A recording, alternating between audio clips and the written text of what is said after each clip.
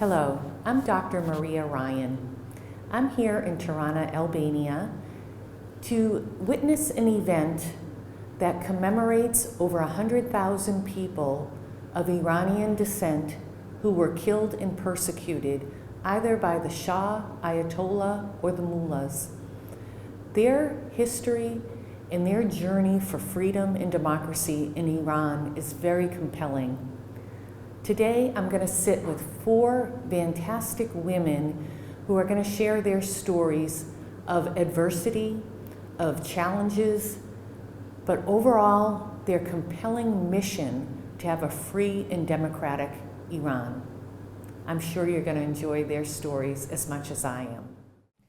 Hello, this is Dr. Maria Ryan here in Tirana, Albania, with these wonderful women who are part of an organization who want freedom and democracy in Iran. I've been struck by their stories of perseverance, what they had to go through to be part of this organization, and how they depend on each other for success. Last year, I was privileged to be in Paris, and I spoke to several women about their struggles when they were in Iran. For over 100 years, the people of Iran have been fighting for democracy. Unfortunately, they've been through a Shah, an Ayatollah, mullahs who want to persecute and deny their voices for freedom.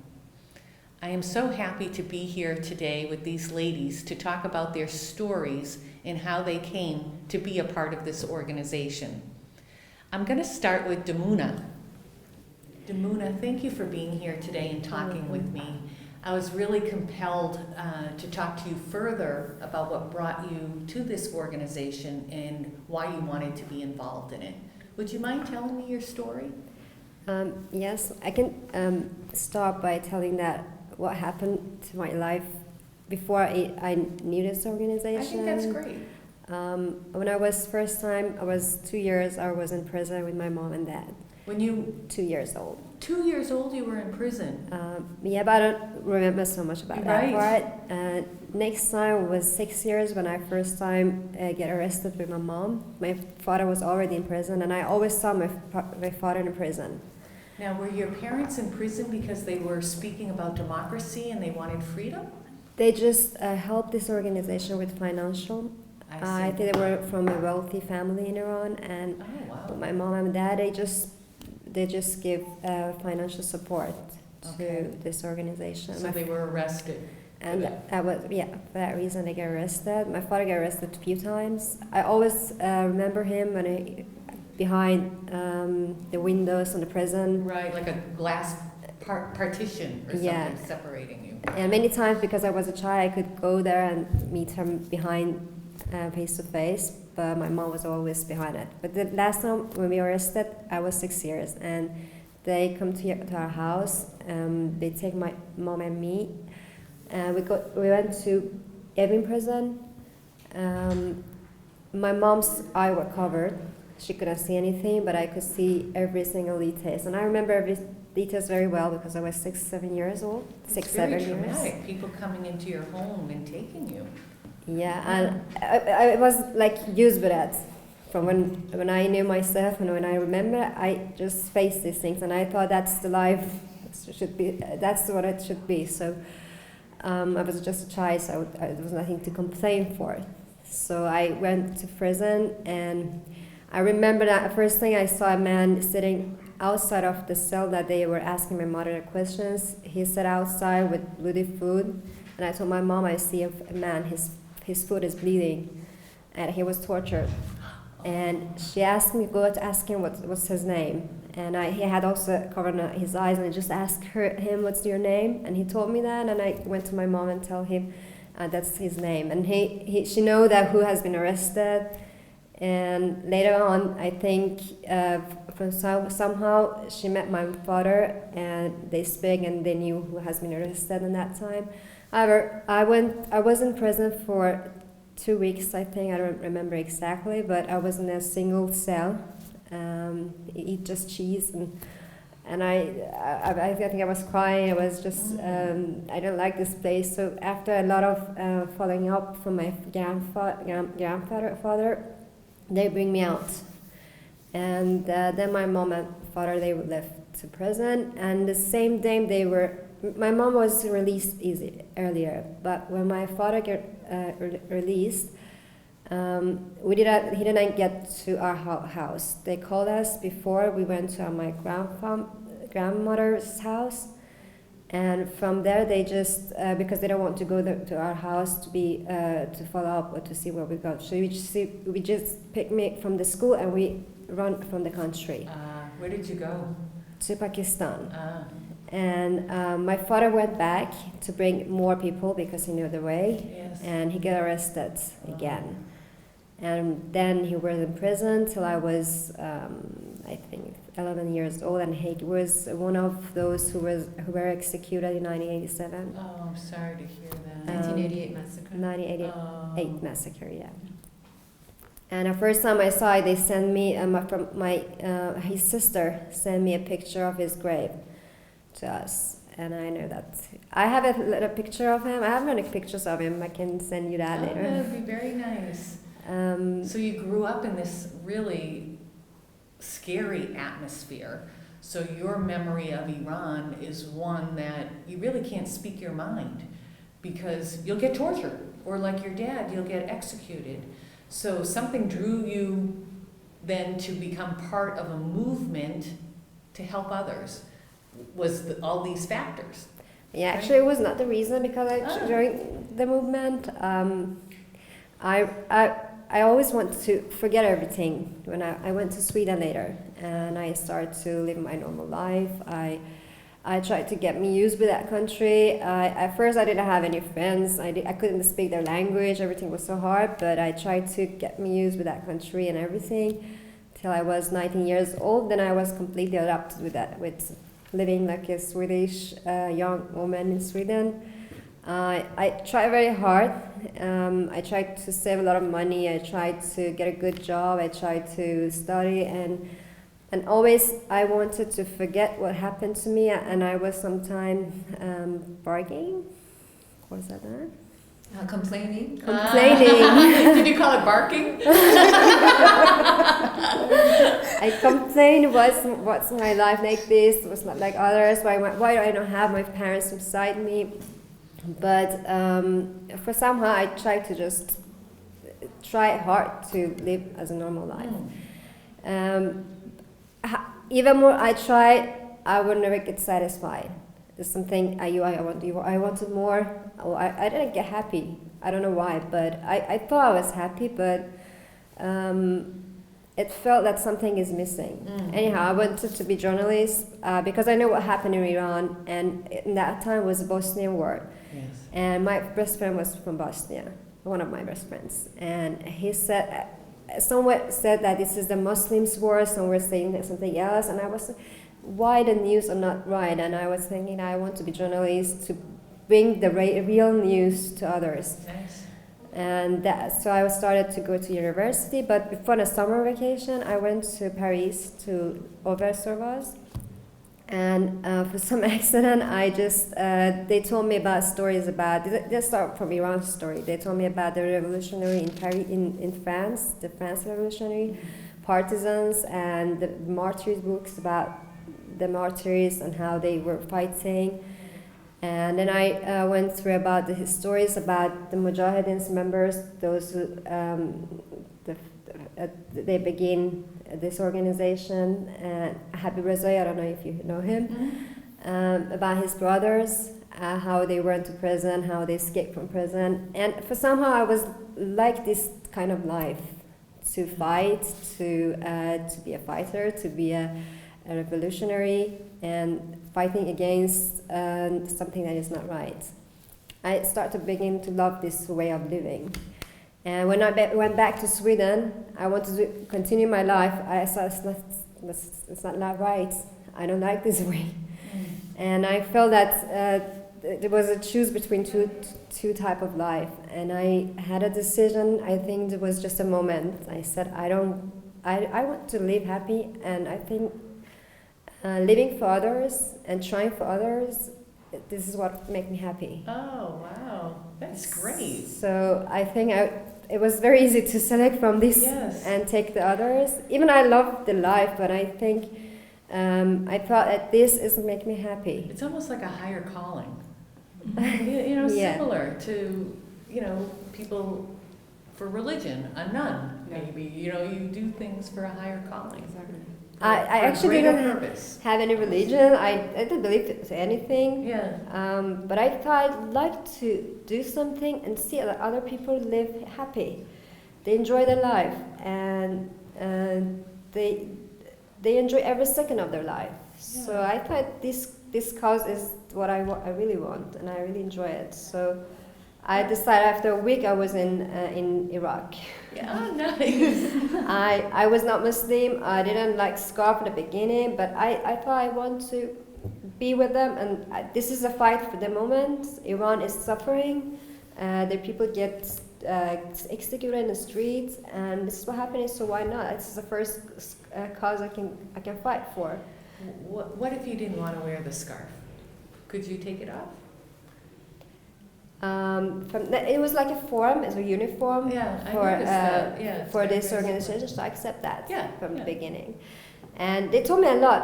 When I decided to go to Iraq with Mujahideen, they told me a lot. For example, they told me, what if they get like Khomeini, they take over the country and take the power and do the other like others do? And I said, I don't know, but let's free Iran and so we can see what happens. That is great. So after these years, I have been now in this movement for 20 years. And I believe that when something is firing and when the house is firing, you have to first turn it off, and then you can decide how should we build it up. So now our country is really firing, and it's been 20 years. The world has been just shut their eyes, and they don't see what's happening in Iran. And there are 3 generations in Iran has been actually killed. One in the war between Iran and Iraq because of the politicians and the way they wanted to get rid of everything. And the next generation was all been executed almost. And the 3rd generation, they have been killed by their soul. They don't have any hope. They don't see any future in our country, and it's actually very, very disappointed. I'm very happy that I'm here because I know that this is the only way, and this organization is the only organization who's really doing something for these people, and they care about the people. They don't want to take power, because if they want to take power, they could do it in the first time. Yeah, just be a coup and overtake the country. Yeah. Yeah. It's very interesting. I spoke to Madame Rajavi yesterday, the president-elect of the National Resistance for National Council. Council for Resistance in Iran, and we'll have to edit that little piece. All right, I'm not going to go on. I lost my train of thought. You were speaking to Madame Rajavi yesterday. About the Yeah. NCU. Oh yes, I was speaking to Madame Rajavi yesterday, and she was talking about her platform. And if she just wanted power, she would organize a coup. She's got a number of people around the world who are part of this movement as well. She could do a coup, and then she could be in power, potentially. Instead, she wants the people to rise up. Yes, she has a plan to be interim government, but within 6 months, she would like a free election. I love that. Maybe the people would want her to continue, but she's okay if they didn't. So that was truly a peaceful and democratic way of moving Iran forward. Very, very progressive, very nice.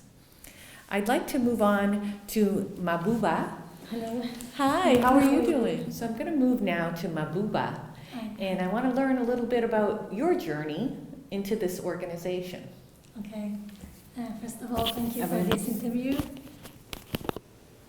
First of all, thank you for this interview. It's been a great time to have you here with us. Actually, as my friend said, Damuna, how she joined the PMOI, a bit similar, but every one of us have different stories. and it's a bit Tell me, hard. what does PMI stand for?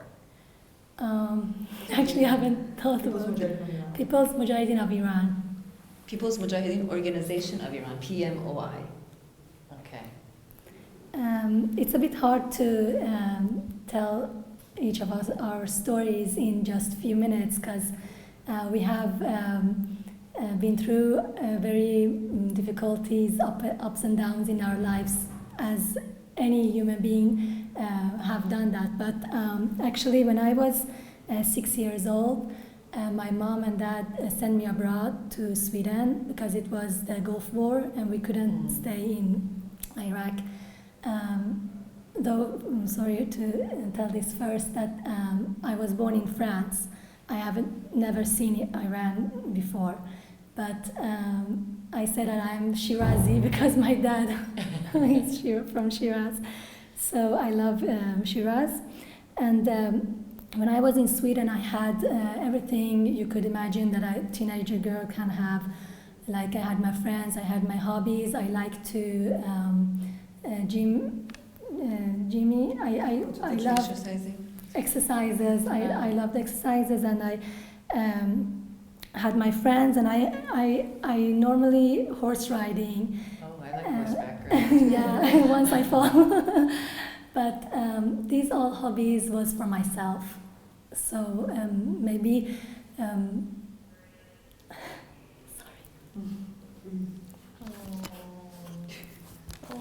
Now tell me, what are these tears about? Well, I was thinking that maybe in Iran, all girls can have this horse riding, and it's okay. I always cry when I talk. Yeah, no, this is good. It's raw emotion, right? This is what we want to get at. What compels you to do what you're doing? Yeah. Before that, I have to say that my dad was murdered by the Iranian regime in 1988. It was Eternal Light operation, and I love very much my dad. Yeah. And my mom never told me that. When she sent me abroad to Sweden, she never told me that your dad was killed. So once I was sitting in front of NCRI TV, and there was showing the martyrs' history, and they went through my dad's history, and I just was watching. I didn't know that. Oh, I didn't know even his real name because I was a kid, and they said something else to him when he was in Iraq because he was a commander of the. Yeah, he was a great commander. His name was Sasan, and his real name was Mehdi Katirai. And I was just watching, and my aunt said, "This is your dad." I said, "No, this is not my dad. My dad is living." And she said, "No, this is your dad. Your dad was martyred in the 1988, and maybe your mom, because you were so small, she couldn't tell you that."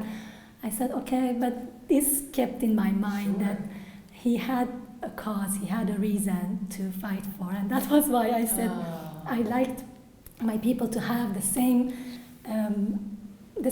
situation that I had in Sweden, because I had everything. I had everything that I need. I didn't have any things that I should think of, think of to not have maybe years later. So that was, and same as Damuna said, I went to Oversovas, and I didn't saw Mayam Rajavi, Miss Mayam Rajavi, but I saw my mom, and I said that I chose to go the same path that my dad went. She said, "Are you sure? Do you know the obstacles? Do you know the ups and downs there? And do the you risk? Know? I'm sure. Yeah, you know, she the had her risk? husband murdered, and now. Yeah, she told me Yeah. this because she didn't want me to just close my eyes and choose nothing and come. I mean, you know that every mom wants his child to choose the best for his for her life, for its life. So, like I said, I learned from Miss Mayam Rajavi that you have to be strong, and you have to learn from what you face. And also that I actually work now for a woman in Iran, and I like to take this message to them as well, that we would like to share our fights and our lives for you. And we want to show you, we want to teach you how we went through these obstacles and ups and downs, as I always say. And that's... Yeah, it's quite a compelling story, and I Thank you. appreciate you sharing it. Thank you. You're welcome. PMOI members, that their telephones are controlled by the intelligence ministry. They listen to all their phone calls. I read something today on Twitter. Someone was tweeting that after yesterday's conference that they had with the other members that came here, they called over the families and members of the PMOI and they were arrested. You're kidding me, from yesterday. From yesterday. I read it on Twitter. I don't know how real it is or not, but someone tweeted that. Isn't that crazy? Yeah. So even though we haven't called them, they get arrested. So Yeah. if we call them... No, but you know what that shows? That shows how scared the regime is. Yes. I made that comment yesterday. Yeah. I said, you know, they keep going after you guys, they're scared. Yeah, they're Because horrified. they know that there's the end of them. Yeah.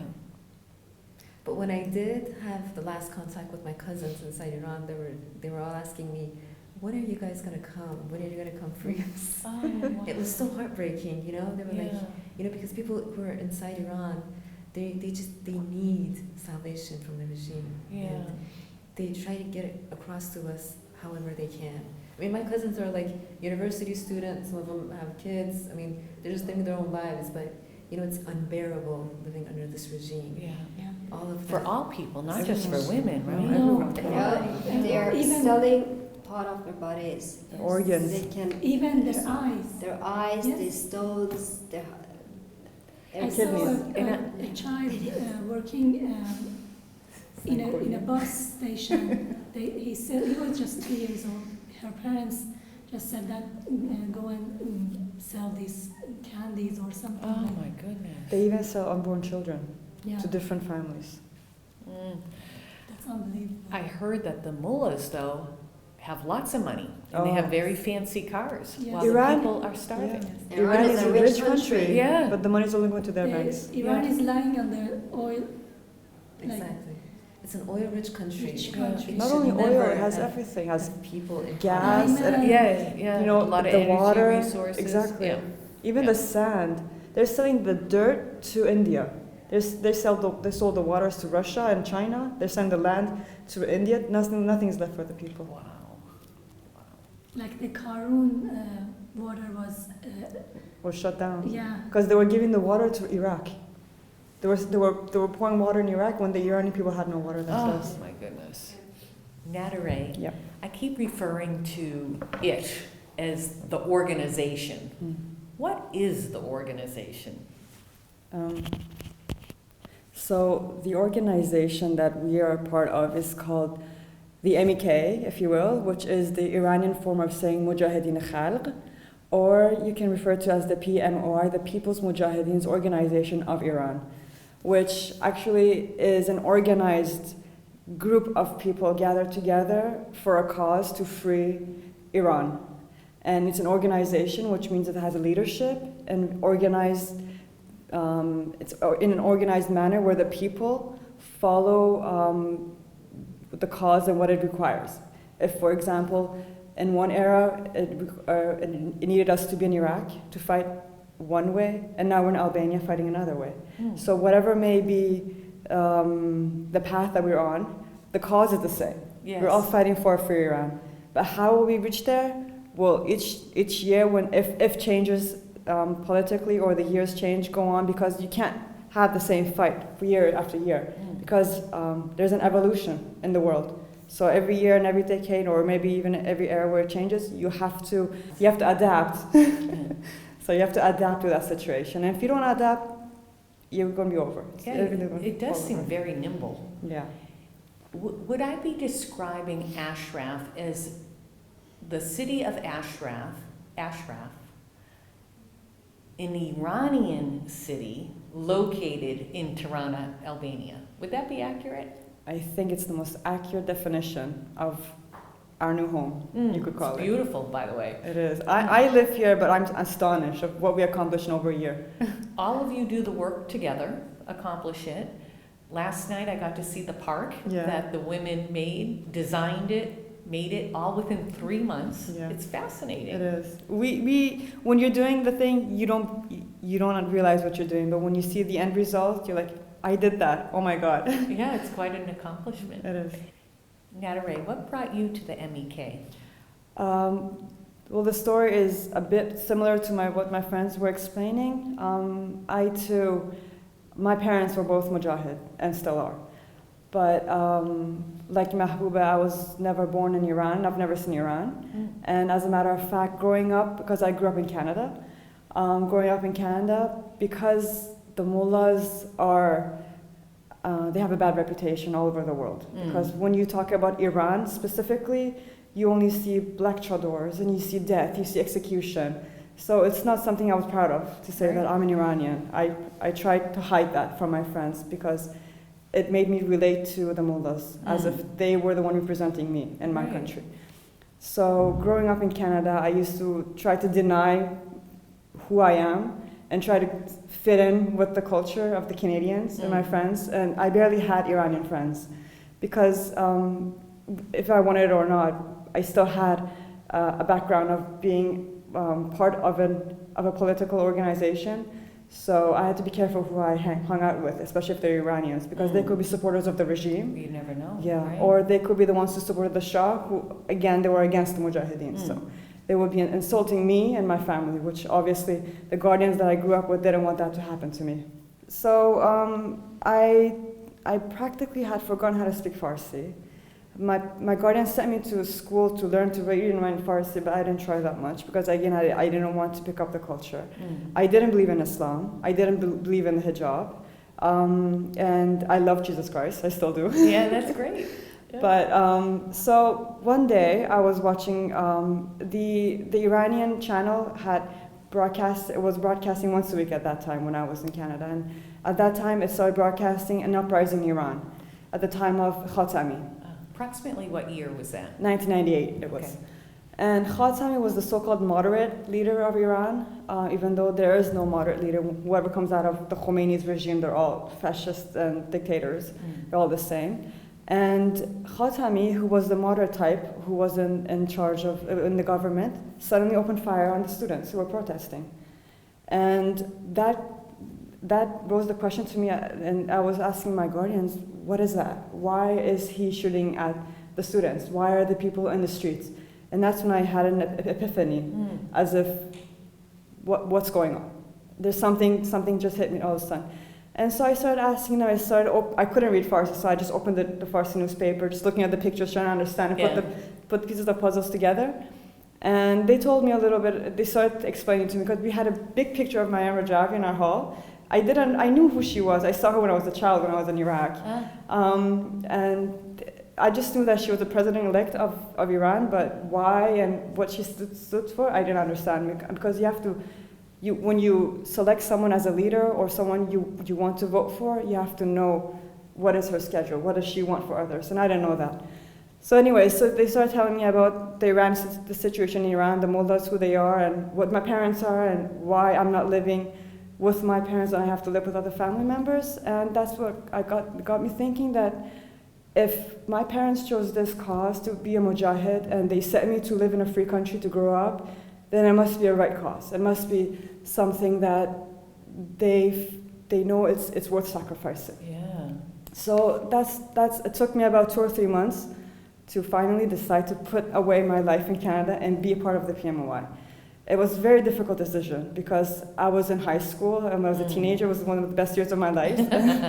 And I was starting to think about my future, what I want to do, what college I want to go to and everything.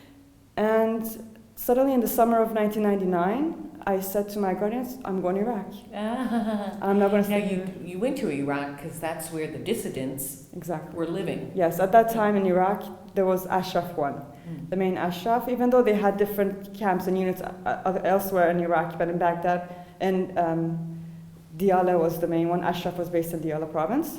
So I went to Baghdad first because we had another base there where I met my mom for the first time after 9 years. Oh my goodness! Wow. Yeah, it was overwhelming. And the thing is, when I first got out of the car, I told my mom, I said hi to her and everything, and I told her, Mom, where's Dad? And she told me, he's inside, let's go. And because it was hot, it was summer, and we arrived at midnight. So we sat there, we were talking, and it's going to make me cry now. Yeah. Edit this part though.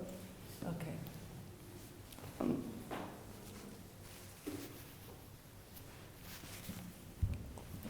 Yeah. I hate crying.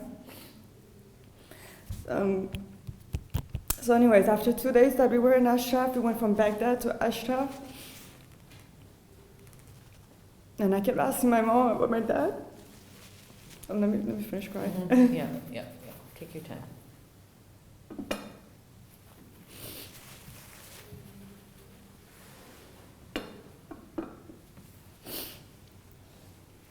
So we went from Baghdad to Ashraf, and after 2 days I was with my mother, and I kept asking her about different things. And she kept unfolding my clothes, and I had nail polish on. She was she was taking off my nail polish, and she's like, "Okay, you don't need these clothes anymore. You're going to be wearing a uniform." And she was changing everything for me. And then I asked her again, "When is my dad coming to see me?" And she kept ignoring the question. It was very difficult for her to tell me the truth. And then before she left the place that we were staying in, she just looked at me and she told me, "How am I supposed to tell you where your dad is? It's the most difficult question you keep asking me." And I just saw that there were tears in her eyes. And I asked her, "Is my dad dead? Is he martyred?" And she just said yes. And then I think she couldn't tolerate, because I was crying a lot. Yes. So she just left. I think Yeah, it too was much a pain. yeah. A lot of pain. And I guess that was like the second most difficult part of my life. The first one was to change from one life to another. Mm-hmm. It was difficult, but in a way, it was a positive thing. Mm-hmm.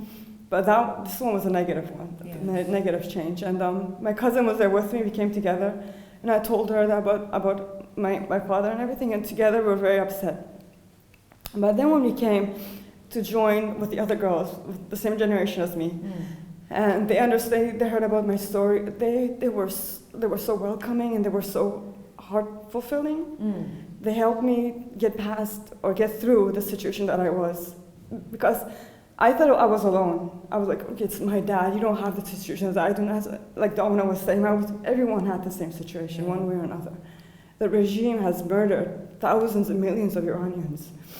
Whether they are mujahideen or they're not mujahideen, they're supporters or they're just labor workers. Yeah. If you stand up for freedom, the price is execution.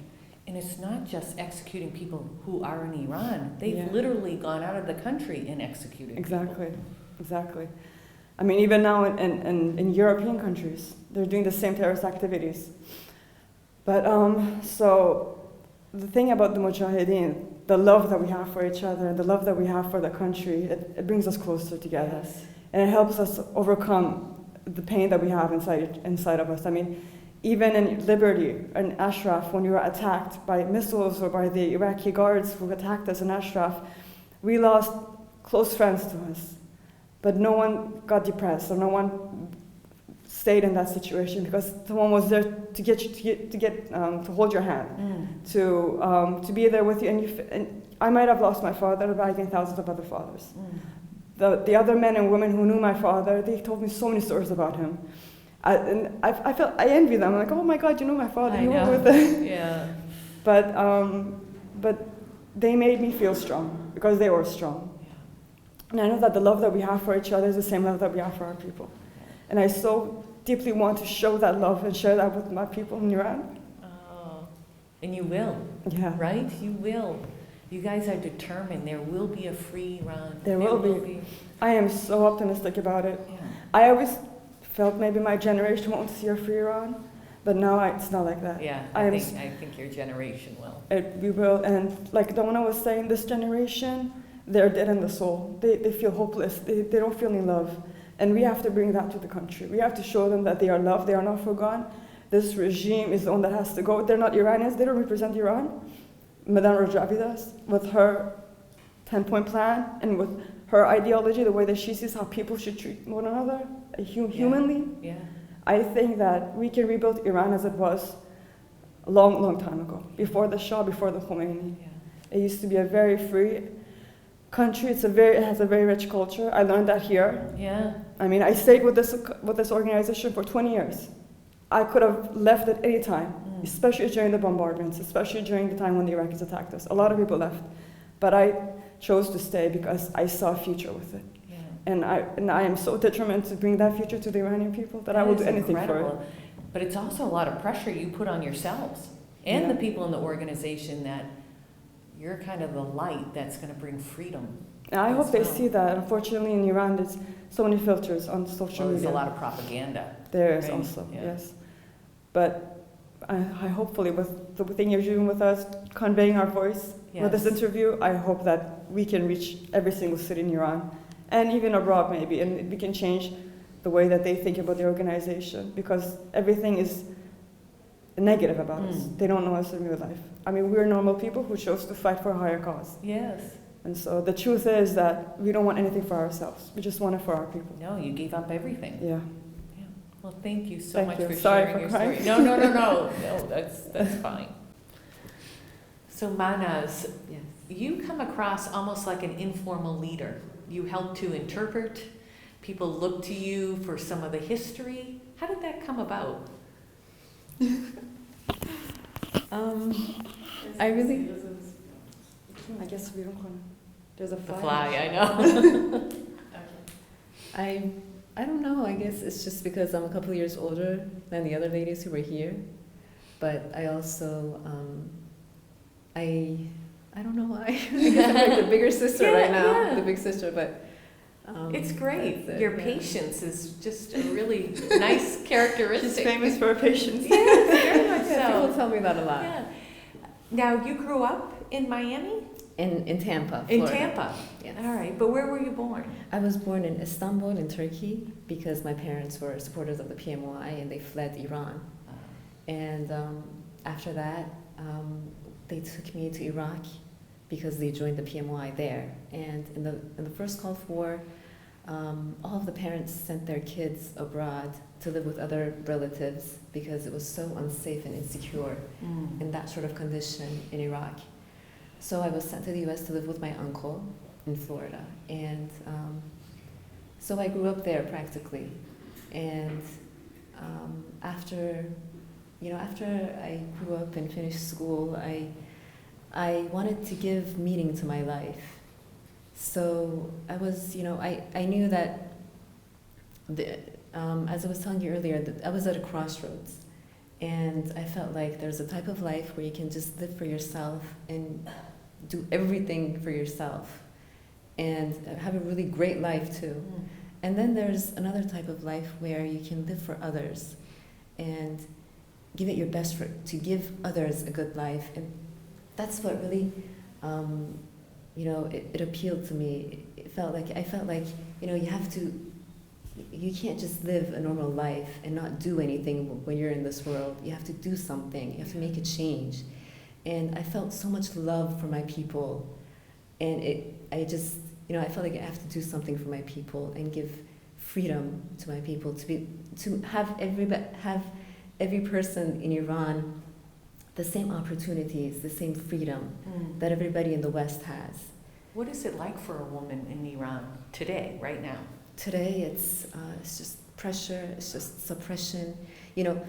Women in Iran cannot make any decisions on their own. They cannot choose what to wear. They cannot choose, they can't even choose their profession freely. They can't choose to travel if they don't get consent from their husband. It is just so degrading as a human being to know that you're not allowed to do these kinds of things. These things are institutionalized in the law that is written by the mullahs, that women are just, second-hand citizens. They don't understand. They could be married off, right? Yes, exactly. As young as 9 years old. Yes, exactly. I read that in one of the laws. yes, men can have more than one wife. It's just so degrading, you know. But it's something that I think that is why, as Madame Rajavi always says, change in the future Iran will be made by women. Yes. Because women are the most suppressed, and women are the force that is going to change everything for tomorrow. It is so compelling to me how this organization's strength is led all by women.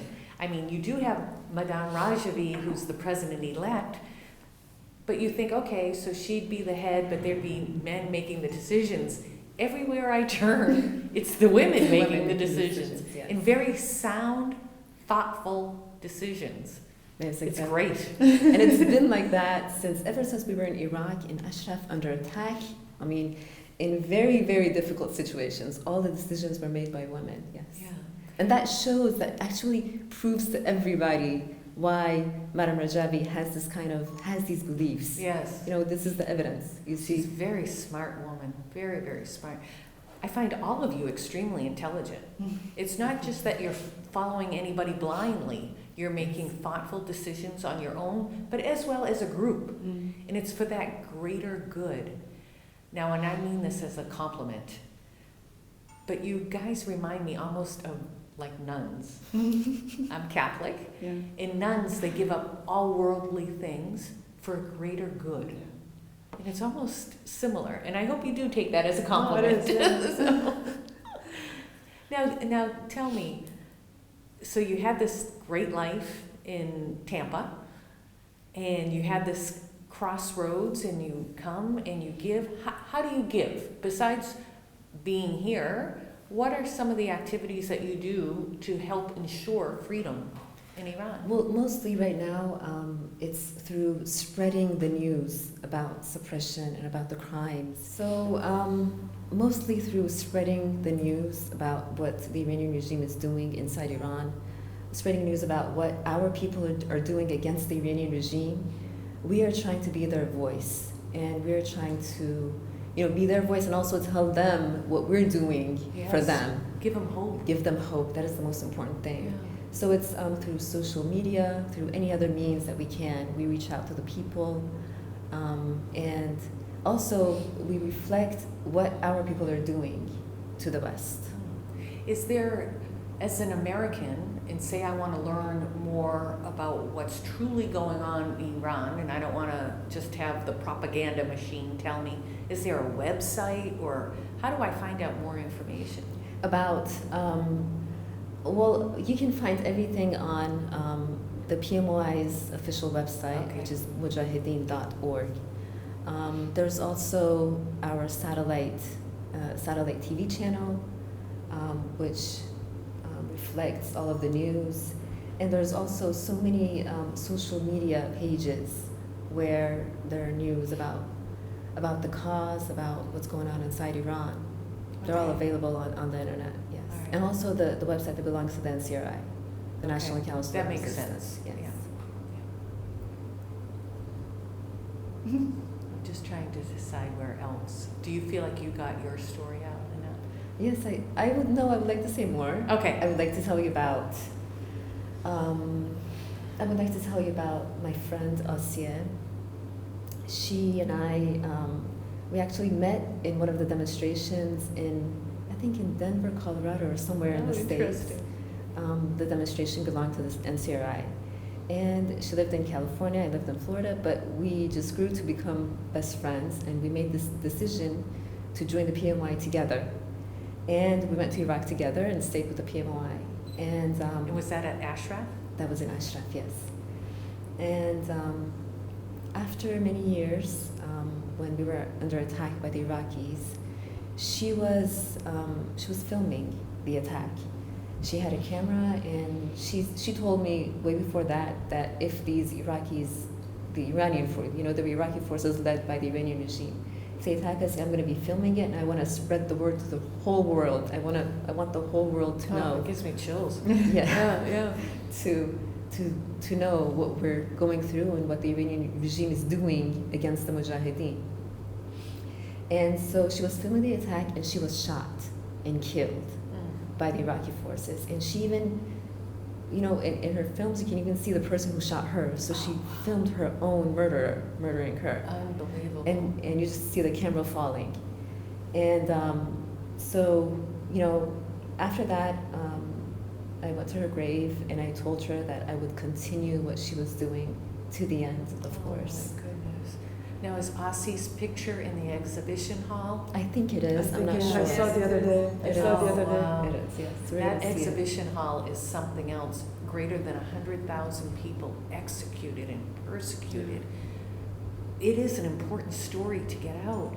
I was just told by former Ambassador Lincoln Bloomfield that just in the last week there's 13 young Iranians executed in Iran. Yeah. Like the world doesn't even know this. No, they don't let the news Yes, go out. Exactly. Yeah. Yes. You know, Asya, she was originally from one of the poorest parts of Iran, which is Baluchistan. It's one of the provinces in the southwest and southeast. I'm sorry. And you know, she loved the people of that region so much. She said, "I'm fighting for them. You know, I want to give them the chance to live a good life." And they're one of the most suppressed areas of Iran. Also, myself, I'm from the southeast, which is a city called Abadan, and it's the most oil-rich country, the most oil-rich place in the country. Yes, but the people there are so poor, and you would think that you wouldn't know that this country has so much oil, that this Right. area is actually so rich, because all of this money doesn't go to the people. No. It goes to the regime, to the officials. Different, but similar in some ways, is Venezuela. Here was an oil-rich country, and people out of corruption, socialism, you know, took all the money, and the people now are starving. Yeah. Yes. Awful. Very similar. Yes. So we have so much to fight for, and we have so much to gain, you know. We know that Iran's future is going to be so bright, you know. We have everything to fight for, and we're so proud of doing so, and we're so honored, you know, to be in this cause and to be led by Mrs. Rajavi.